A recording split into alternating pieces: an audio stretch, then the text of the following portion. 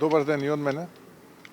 Задоволство е секогаш да се присуствува на вакви настани кога се завршуваат проектите кои што се ветувани. Ова е посебно значаен проект за општина Петровец и за најмладите, односно учениците во основно училиште, бидејќи на тој начин се подобрува безбедноста, практично се гарантира безбедноста и на самите ученици, а и на самите жители во ова населено место дека овозможува еден вид рекреирање, да речеме, тоа што не можеше претходно да го прават и на тој начин да бидат безбедни додека тоа го прават. Така што самиот градоначелник кажа дека општина Петровец продолжува овдека со реализација на проектите кои што се ветени во кампањата на локалните избори во 2021 година. На еден таков објект таму некаде есента присуствувавте кога почнуваше да се гради, тоа е новата општинска зграда. Оваа пролет, еве, самиот градоначелник Борче кажа дека ќе биде истиот тој објект пуштен во употреба, како и многу други проекти овдека во општина Петровец. Ја користам оваа прилика да му честитам на Борче, да честитам на тимот, на советниците, на администрацијата овдека, што со години успешно ја реализираат програмата и што со години успешно ги реализираат ветените проекти. Не скриено е задоволството на жителите на општина Петровец, впрочем тоа го кажуваат и на секои локални избори изминативе неколку изборни циклуси. Така што, еве и уште еднашка од мене, честитки за Борче, за градоначалникот и честитки за тимот и советниците овдека во општина Петровец. Благодарам. Ако имате прашања, повелете. Очекувате ли Алијанса денеска да влезе во владата? Па видете, јас го коментирав тоа неколку пати во минатото, ќе го кажам тоа повторно и сега. Политичката сцена во Македонија полека но сигурно СДСМ и ДУИ ја претвараат во естрада и на тој начин се губи сериозноста и се губи, како да кажам, надежта кај граѓаните во Македонија дека може нешто да биде подобро, бидејќи гледаат како на отворена сцена политичарите се препелкаат за функција повеќе, за тендер повеќе, за некое материјално задоволство повеќе, без суштина, без некаква политика која што би значила подобар живот за граѓаните во Македонија.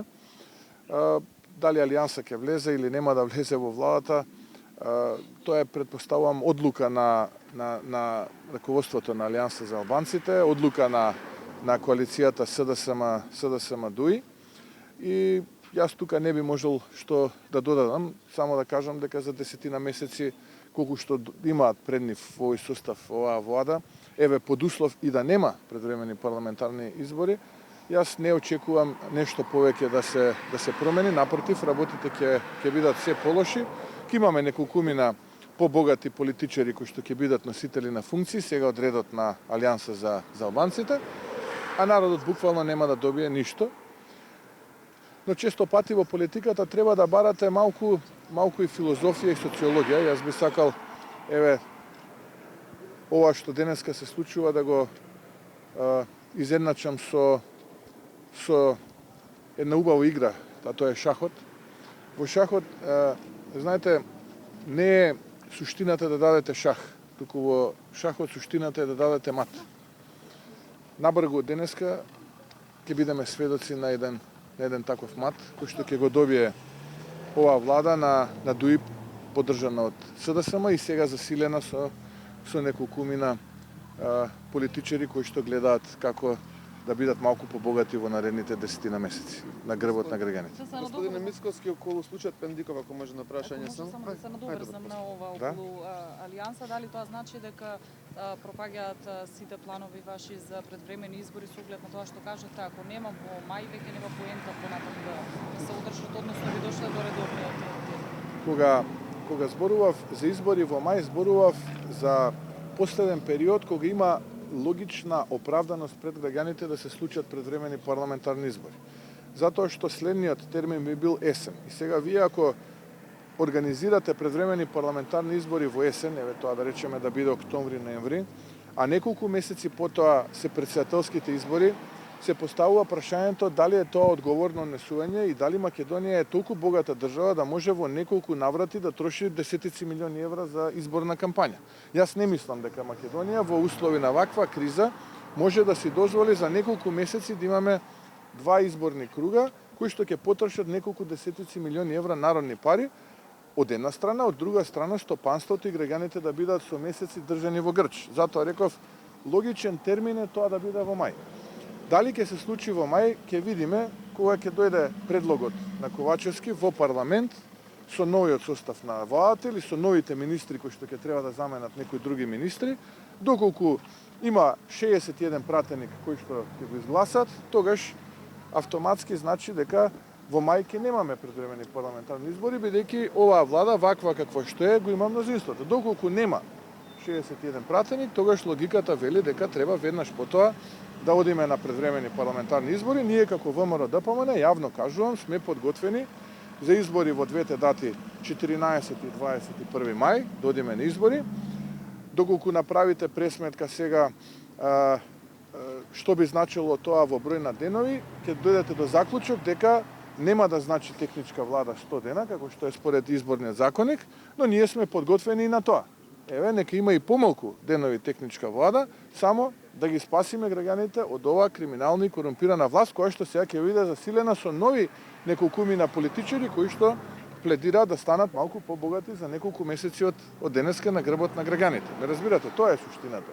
Сметате дека нема да имаат 61 Па не ќе видиме кога ќе дојде списокот на министри во парламент, доколку јас многу едноставно се изразувам, доколку има 61, тогаш за 10 месеци 11 од денеска ќе имаме техничка влада и претпоставувам избори заедно председателски и парламентарни. Доколку немаат 61, ние сме подготвени да не инсистираме на 100 дена техничка влада, да го скратиме рокот, да ги спасиме граѓаните од дополнително малтретирање и да одиме на предвремени парламентарни избори кои што би се случиле на 14 или на 21 мај. Ете, тоа е она што би можел да го кажам по тоа прашање. Господине Мицковски, околу случајот Пендиков, тој иако македонски граѓанин без бугарско државенство се уште, доби VIP третман во Софија, а од Софија не стигнуваат и пораки за можни нови европски блокади.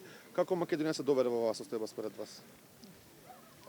Прво, сакам да кажам дека состојбата со тоа што денеска овој човек стана VIP личност во Софија,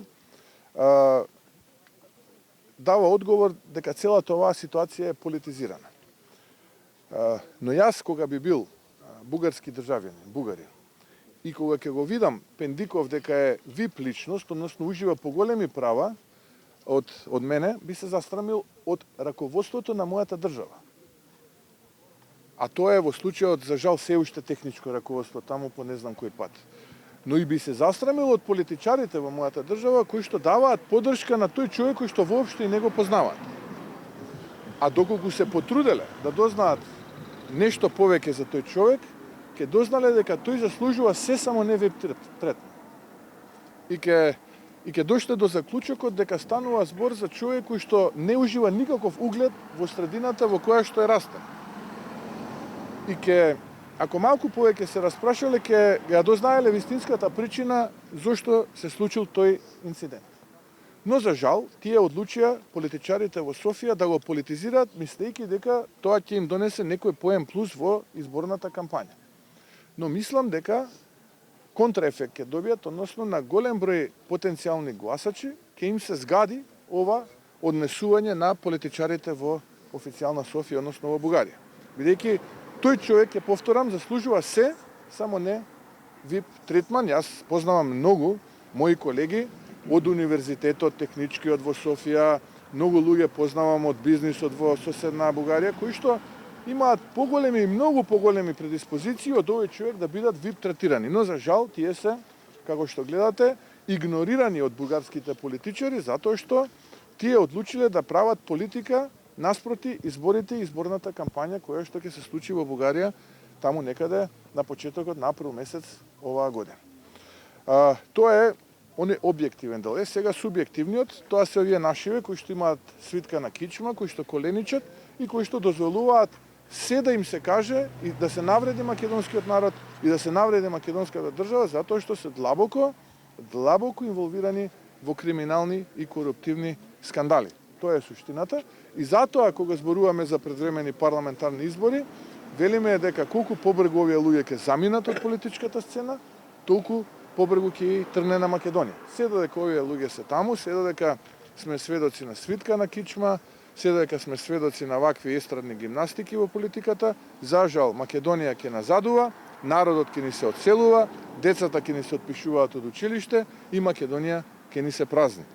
Затоа, ако малку има разум, кај овие политичари, апелирам, час поскоро да седнеме на маса, да договориме термин за предвремени избори и да одиме пред граѓаните со програма која што ќе ја понудиме. Во спротивно, жалам што морам да констатирам, но ќе бидеме сведоци уште на неколку месечна голгота во македонското општество.